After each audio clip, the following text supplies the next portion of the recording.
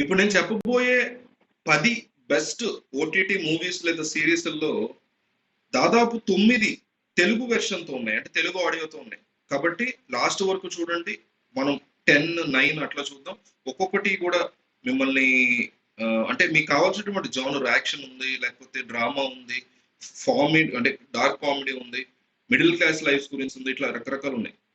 Number 10 Gullak season 4 family drama genre లో అయినటువంటి ఈ సిరీస్ 4th సీజన్ ని కంప్లీట్ చేసుకుంది. టీవీఎఫ్ టీం తెలుసు కదా, వాళ్ళు ఈ సిరీస్ ని చాలా ఫాస్ట్ గా రిలీజ్ చేస్తున్నారు. ఎక్కడ కూడా టైం తీసుకోవట్లేదు. నెక్స్ట్ సీజన్స్ ని వదిలేస్తున్నారు. తక్కువ రన్ టైం ఉండడం అనేది దీనికి బెనిఫిట్. క్యారెక్టర్స్ తక్కువ ఉండడం, లిమిటెడ్ లొకేషన్స్ లో తీయడం వల్ల అనుకుంటే వాళ్ళు షూటింగ్ ఫాస్ట్ గా కంప్లీట్ చేస్తున్నారు. మిడిల్ క్లాస్ స్టోరీ అవడం వల్ల మనం కూడా చాలా బాగా ఈ స్టోరీకి కనెక్ట్ అయ్యే పరిస్థితుంది. లాస్ట్ సీజన్స్ లో సింప్లిసిటీకి ఎక్కువ స్కోప్ ఇచ్చారు. ఇప్పుడు ఫ్యామిలీ మెంబర్స్ మధ్య అనేటువంటి కాన్వర్సేషన్స్, ఎమోషన్స్, వాళ్ళని ఒక టఫ్ సిచ్యువేషన్స్ లో పెట్టి వాళ్ళు ఎట్లా రియాక్ట్ అవుతారు అనేది టెస్ట్ చేస్తున్నాడు. వీటిలోనే corruption, chain snatching, work pressure ఇట్లాంటి అంశాలను కూడా టచ్ చేస్తూ సోషల్ రెస్పాన్సిబిలిటీస్ గురించి మాట్లాడుతూ అట్లా ఒక్కొక్క ఎపిసోడ్ ఒక్కొక్క అంశాన్ని తీసుకొచ్చి ఇట్లా వివిధ అంశాలని అతను తీసుకొచ్చాడు. సో మంచి ఎపిసోడ్స్ ఉన్నాయి. లాస్ట్ ఎపిసోడ్స్ వచ్చేసరికి ఫైనల్ ఎపిసోడ్ అయితే నెక్స్ట్ సీజన్ ఉంది అనే అంశాన్ని క్లియర్ గా తెలియజేశాడు. దానివల్ల మనం నెక్స్ట్ ఎపిసోడ్ కూడా వెయిట్ చేసేలాగా ఉన్న సిచ్యువేషన్. సో ఒకవేళ మీరు చూసుకున్నపోతే స్టార్ట్ చేయండి. ఒక్కొక్క సీజన్ 2.5 hours ఒక సినిమా లాగా ఉంటుంది అంతే. సో 4th సీజన్ గురించి నేను రివ్యూ చెప్పాను. ఫస్ట్ 3 సీజన్స్ కూడా బాగుంటాయి. అన్ని కూడా తెలుగులోనే ఉన్నాయి. సోనీ లైవ్ లో అవుతుంది Gullak. So number 9 Thanksgiving. So 2000 తర్వాత 23 వచ్చినటువంటి Thanksgiving movie Telugu dubbed version ఇప్పుడే రిలీజ్ చేశారు. ఈ ప్లాట్ ఏంటంటే ఒక సూపర్ మార్కెట్ లో థ్యాంక్స్ గివింగ్ సేల్ జరుగుతుంది. మీకు తెలుసు కదా, అక్కడ మనం కూడా ఇండియాకి తెప్పించుకుంటూ ఉంటాం. అక్కడ జరిగేటువంటి తొక్కిసలాట్లు చాలా మంది చనిపోతారు. దీని వెనక ఉండేటువంటి వాళ్ళందరి మీద కూడా ఒక మాస్క్ మ్యాన్ రివెంజ్ తీసుకునేటువంటి ప్రయత్నం చేశాడు. అదే ఈ స్టోరీ. సో తన క్యాలిబర్ ఏంటి, అదేంటి, తను ఎట్లా వీళ్ళందరినీ కూడా చంపగలిగాడు అనేది ఈ మూవీలో ఎక్కువ ఉండేటువంటి ప్లాట్. ఈ మూవీలో మెయిన్ గా కిల్లర్ ఎవరు, అతని మోటో ఏంటి అనేది అన్ఎక్స్పెక్టెడ్ గా ఉండడమే కాకుండా కొంత ఆలోచిస్తే లాజికల్ గా పెట్టినటువంటి ట్విస్ట్లు కానీ, ఫార్ములాలు కానీ, చంపిన విధానం కానీ ఏదో ట్విస్ట్ పెట్టేశాం అని కాకుండా చాలా ఇంట్రెస్టింగ్ గా చూపించాడు. ఇక కిల్లింగ్ సీన్స్ అయితే చాలా వైలెంట్ గా, గోరీగా చేశాడని చెప్పుకోవచ్చు. రన్ టైం మొత్తం కూడా ఈ సినిమా ఒక రకమైన టెన్షన్ చూపించే ప్రయత్నం చేశారు. ఇది తెలుగులో ఉంది, నెట్ఫ్లిక్స్ లో ఉంది. Number 8 Kota factory season 3. ఇది టీవీఎఫ్ టీం నుంచి వచ్చినటువంటి 2019 లో స్టార్ట్ అయింది ఈ సిరీస్. అందరికీ తెలుసు కోటా ఫ్యాక్టరీ. సో ఇది ఇప్పుడు సీజన్ 3 అనేది వచ్చింది. కాస్త లేట్ గా రిలీజ్ చేస్తున్నారు ఈ సీజన్స్. ఫుల్లీ ఫోకస్డ్ గా IIT team setting, black and white presentation, different approach, ఇవన్నీ కూడా కోటా ఫ్యాక్టరీలో చూపిస్తూ ఉంటారు. అయితే ఫస్ట్ సీజన్ అన్అకాడమీ వాళ్ళతో కొలాబరేషన్ అవటం వల్ల ఇంటిగ్రేటెడ్ యాడ్స్ టైప్ లో అనిపించేది. కానీ ఎప్పుడైతే నెట్ఫ్లిక్స్ వాళ్ళు దీన్ని అక్వైర్ చేశారో ఆ తర్వాత ఆ సీజన్స్ నుంచి కూడా డీవియేషన్స్ ఏమీ లేకుండా కంప్లీట్ గా స్టోరీ మీద ఫోకస్ పెట్టుకుంటూ వచ్చాడు. అట్లాగే నెట్ఫ్లిక్స్ వాళ్ళు తెలుగు డబ్బింగ్ చేశారు. ఇది ఇంకొక బెనిఫిట్. సో సీజన్ 3 గురించి మాత్రం మనం మాట్లాడుకుంటే ఒక సాడ్ ఈవెంట్ నుంచి జీవితం మెయిన్ పర్సన్ హీరో ఎట్లా బౌన్స్ బ్యాక్ అయ్యాడు, అతని ఫ్రెండ్స్ యొక్క ప్రిపరేషన్ ఎట్లా సాగింది, ఇవన్నీ కూడా సీజన్ 3 లో కవర్ చేశారు. అయితే ఫస్ట్ అండ్ సెకండ్ సీజన్ లో ప్రిపరేషన్ తోనే ఉండగా థర్డ్ సీజన్ కి వచ్చేసరికి టెస్ట్లు, అటెంప్ట్లు ఎట్లా ఉన్నాయని కూడా కవర్ చేశారు. అది ఇంప్రెసివ్ అనిపించింది. మెంటల్ హెల్త్ గురించి, ఫైనాన్షియల్ స్టెబిలిటీ గురించి, సక్సెస్ డెఫినేషన్స్, కాంపిటీషన్ ఆస్పెక్ట్స్ ఇవన్నీ కూడా బాగా కవర్ చేశారు. లాస్ట్ కి ఒక అన్ఎక్స్పెక్టెడ్ రిజల్ట్ తో సీజన్ ని ఎండ్ చేశారు. దానివల్ల సీజన్ 4 కూడా ఉండబోతోంది అనేది మనకి చాలా స్పష్టంగా అర్థమవుతుంది. ఇంకోటి ఏంటంటే previous seasons emotions, humour touch ఉంటే ఈ సీజన్ లో కంప్లీట్ గా అవి తగ్గిపోయి ఎక్కువ ఎమోషన్ వరకు కథని సీరియస్నెస్ తో నడిపినటువంటి సిచ్యువేషన్ మనకు కనిపిస్తుంది. అన్ని సీజన్స్ లాగే ఇందులో కూడా 5 ఎపిసోడ్స్ ఉంటాయి. ఒకవేళ స్టార్ట్ చేసి ఉండకపోతే చూసేయండి, మన తెలుగులో ఉంది, నెట్ఫ్లిక్స్ లో ఉంది. అయితే మనం నెంబర్ 7 చూద్దాం. Number 7 Tribhuvan Mishra CA topper. General గా మనం సిఏ టాపర్ అనేటువంటి టైటిల్ చూసి మంచి మోటివేషన్ సినిమా ఏమో పిల్లలకు చూపిద్దాము, లేకపోతే మనం ఫ్యామిలీతో కలిసి చూద్దాం అని మనకు అనిపించవచ్చు.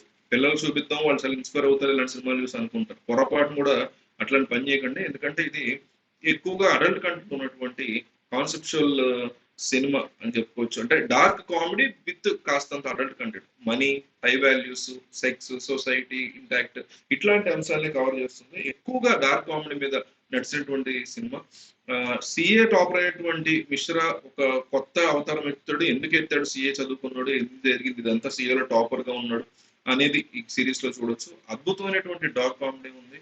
ఆ, ఇలాంటివన్నీ క్యారెక్టరైజేషన్స్ కానీ, పేరెంట్స్ ని చూపించడం కానీ, క్యారెక్టర్లు తీసుకున్న డెసిషన్స్ కానీ, ఆ రూట్ లో ఉన్నటువంటి ఇంట్రెస్టింగ్ స్టోరీ టెల్లింగ్ కానీ, రిలేషన్షిప్ సంబంధించి ఫ్యామిలీ ఇంపార్టెన్స్ కానీ, ఇవన్నీ కూడా డార్క్ కామెడీకి వర్కౌట్ అయ్యేలాగా రాసుకున్నాడు. అన్నిటిని బ్యాలెన్స్ చేశాడు డైరెక్టర్ అలాగే టీమ్ ఈ సినిమాలో అని చెప్పొచ్చు.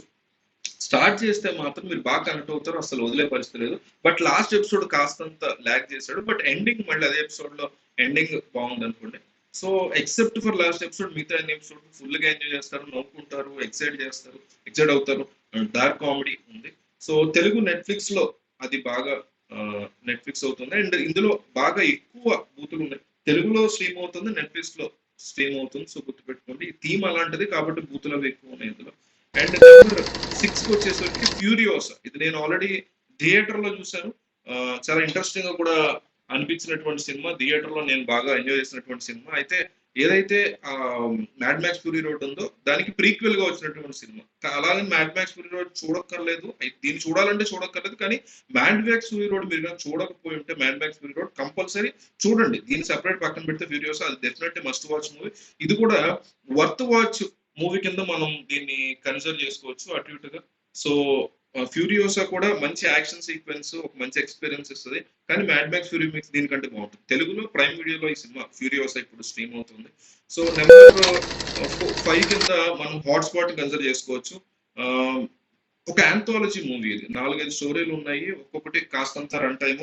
అన్ఎక్స్పెక్టెడ్ స్టోరీస్ అన్ని కూడా మంచి ట్విస్టులతో రాసుకున్నాడు. ఇంట్రెస్టింగ్ కాంటెంట్ తీసుకున్నాడు. దానికి ట్విస్టులు కానీ, సర్ప్రైజింగ్ వేలు అతను రాసుకున్న విధానం కానీ హైలీ ఇంప్రెసివ్ అనిపించింది. చాలా మంచి మంచి ఐడియాస్ ని తీసుకున్నాడు సొసైటీకి సంబంధించి.